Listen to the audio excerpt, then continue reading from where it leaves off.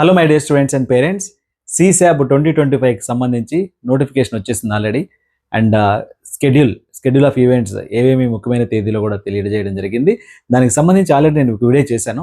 But ఇప్పుడు సిశాబ్కు సంబంధించి eligibility criteria, ఎవరెవరు సిశాబ్లో పార్టిసిపేట్ చేయొచ్చు అనే దాని గురించి అయితే ఈ వీడియోలో క్షుణ్ణంగా ఎక్స్ప్లెయిన్ చేయడానికి అయితే ట్రై చేస్తాను. సో ఎవరైతే ఈ వీడియో ఫస్ట్ టైం చూస్తున్నారో ఛానల్ సబ్స్క్రైబ్ చేసుకోండి అండ్ వీడియోకి అయితే ఖచ్చితంగా లైక్ చేయండి. ఎవరైనా మీ ఫ్రెండ్స్ సిశాబ్లో పార్టిసిపేట్ చేయాలా వద్దా అనేటువంటి ఆలోచన ఉన్నట్లయితే వాళ్ళకి ఈ వీడియోని అయితే షేర్ చేయండి. సో ముందుగా మనం సిశాబ్ యొక్క ఎలిజిబిలిటీ క్రైటీరియా చూద్దాం. Eligible candidates for CSAB special 2025 rounds.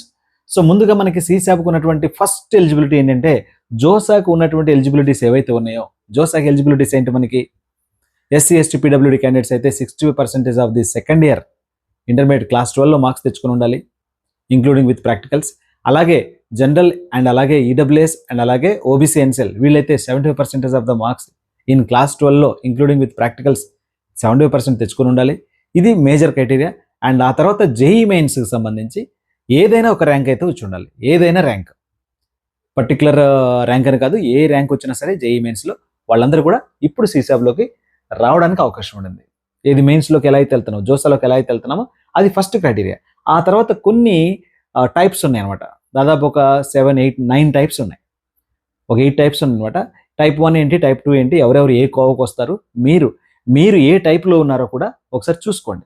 అవన్నీ కూడా నేను ఇప్పుడు ఎక్స్ప్లెయిన్ చేస్తాను. సో ఫస్ట్ టైప్ 1 గురించి మాట్లాడదాం. టైప్ 1 ఎవరెవరంటే, candidates who did not registered in JoSAA 2025 rounds but are eligible as per the eligibility criteria.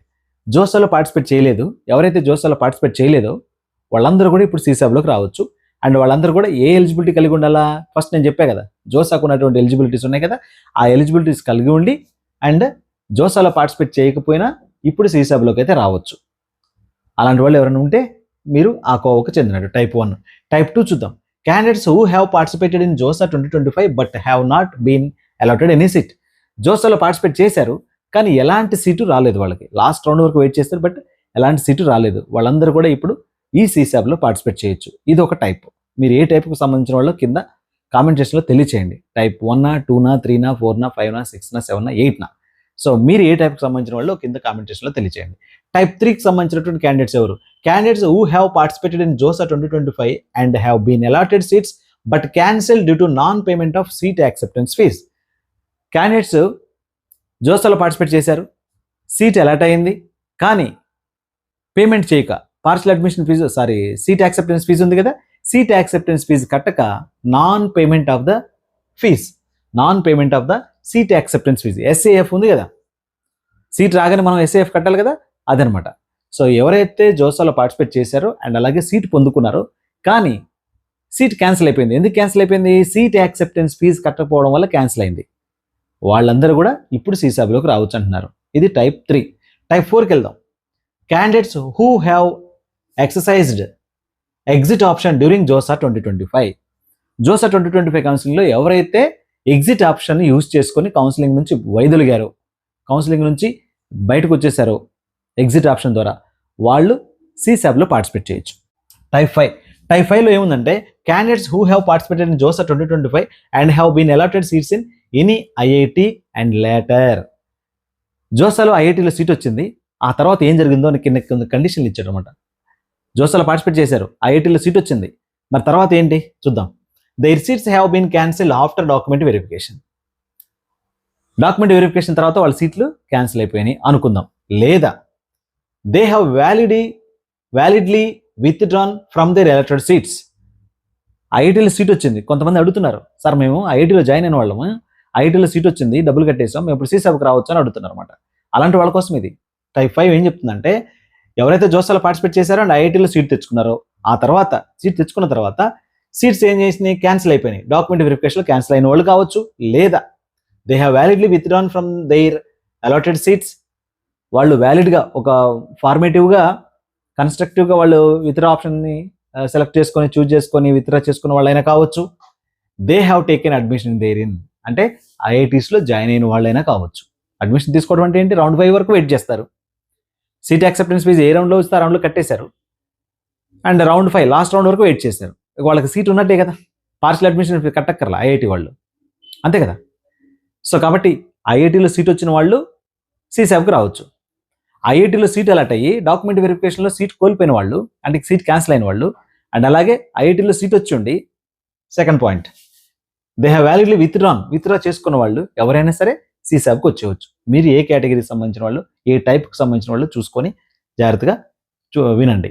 Type 6 candidates who have participated in JoSAA 2025 and have been allotted seats in NIT plus system, NIT కావచ్చు, triple కావచ్చు, GFTI కావచ్చు, and have already secured admission at the allotted institute by paying of seat acceptance fees and partial admission fees. Very very important. చాలా మంది వీళ్ళే ఉంటారు, type 6 వాళ్ళే చాలా మంది ఉంటారు.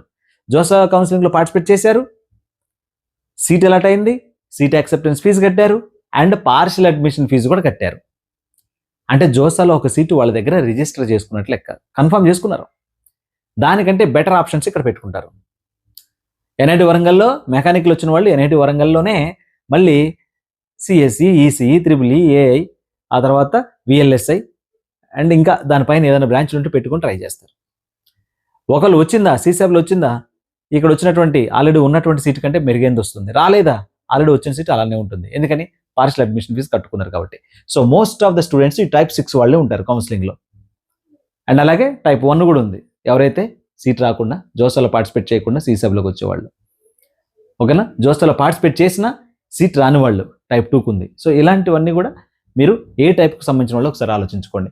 And type 7 candidates who have participated in JOSA 2025 and have been allotted seats in NIT Plus system and later they have validly withdrawn from their allotted seats. ఇందాక ఐఐటీలో వచ్చిన వాళ్ళు విత్డ్రా చేసుకొని సీసాబ్కి రావచ్చు అని చెప్పాము. ఇప్పుడు ఎన్ఐటి ప్లస్ సిస్టంలో సీట్లు వచ్చి జోసాలో పార్టిసిపేట్ చేస్తే ఎన్ఐటి కానీ, ట్రిపుల్ ఐటీ కానీ, జిఎఫ్టీఏ కానీ ఎందులో సీట్ వచ్చినా సరే వాళ్ళు ఒకవేళ విత్డ్రా చేసుకున్నట్లయితే, ఏది జోసా టైమింగ్లోనే, జోసా రౌండ్స్లోనే విత్డ్రా చేసుకున్నట్లయితే వాళ్ళు ఇప్పుడు సీసాబ్కి వచ్చేయచ్చు. అది టైప్ 7. అండ్ టైప్ 8 ఉంది. Candidates who have participated in JOSA 2025 and have been allotted seats in NIT Plus system but later their seats have been cancelled after document verification and have not been allotted any seat in any of the subsequent JOSA 2025 rounds with their updated credentials provided they fulfill the eligibility. అంటే ఏంటంటే JoSAA కౌన్సిలింగ్లో participate చేశారు and వాళ్ళకి seat allot అయింది, కానీ document వెరిఫికేషన్లో ఏం జరిగిందంట, seat cancel అయిందంట. సీట్ క్యాన్సిల్ అయిపోయి నెక్స్ట్ రౌండ్కి అప్గ్రేడ్ అయి ఉంటారు వాళ్ళు, నెక్స్ట్ రౌండ్కి అప్గ్రేడ్ అయి ఉంటారు, బట్ ఎక్కడ కూడా సీట్ రాలా మళ్ళీ.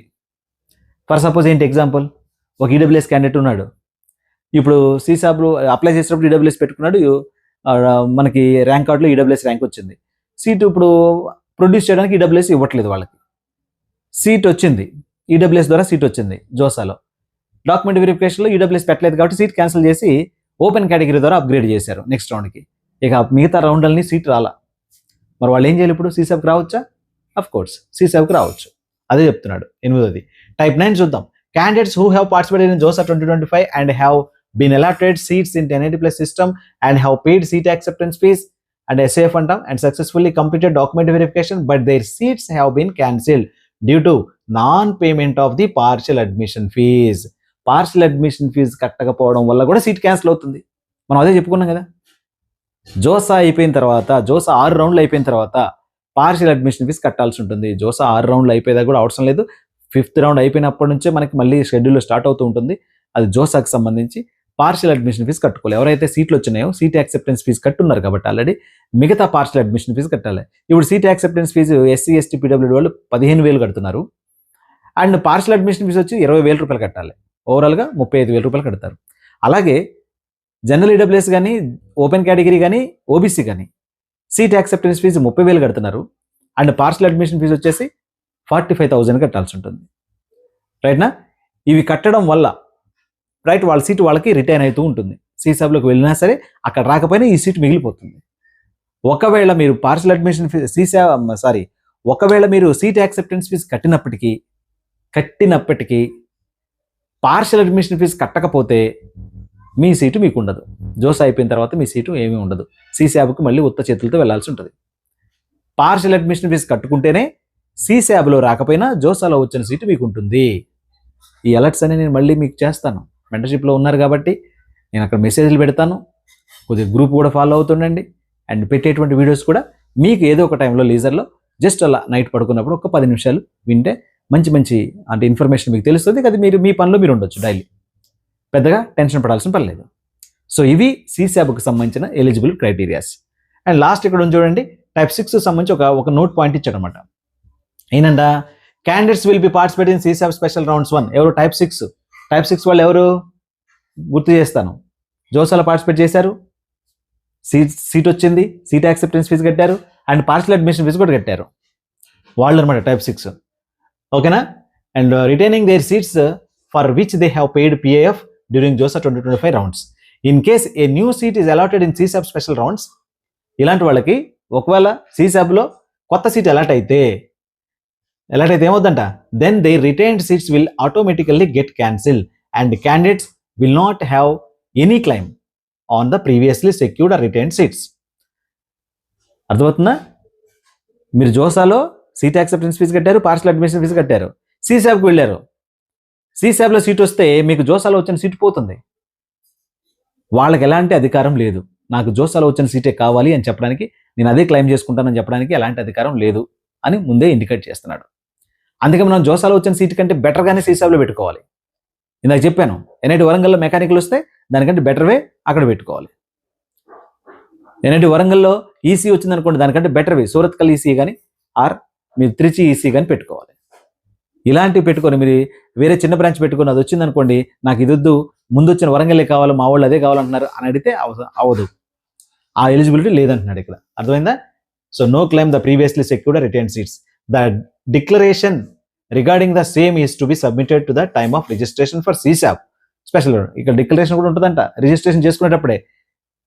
అర్థమవుతుంది? దాని మీద టిక్ మార్క్ కొట్టాలా, క్లిక్ చేసి లోన్కి ఎంటర్ రావాల్సి ఉంటుంది. అది అడుగుతున్నాడు అనమాట. ఓకేనా? So the format of the declaration agreement is mentioned in the Annexure 1 this document. Right.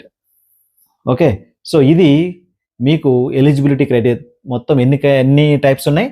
9 types ఉన్నాయి. సో అందరూ ఇక అంటే కన్క్లూడ్గా చెప్పాల్సిందంటే CSABలో ఎవరైనా పార్టిసిపేట్ చేయొచ్చు. CSABలో ఎవరైనా పార్టిసిపేట్ చేయొచ్చు. ఈ ఒక్క ముక్కకి ఇన్ని కేటగిరీలు ఉన్నాయన్నమాట. CSABలో ఎవరైనా పార్టిసిపేట్ చేయొచ్చు. అంతేనా? సో ఖచ్చితంగా వీడియో నచ్చి లైక్ చేయండి, ఫ్రెండ్స్ కింద షేర్ చేయండి, ఛానల్ సబ్స్క్రైబ్ చేసుకోండి అండ్ బెల్ ఐకాన్ ట్యాప్ చేసి అలాంటి నోటిఫికేషన్ అయితే ఎంచుకోండి. Thank you.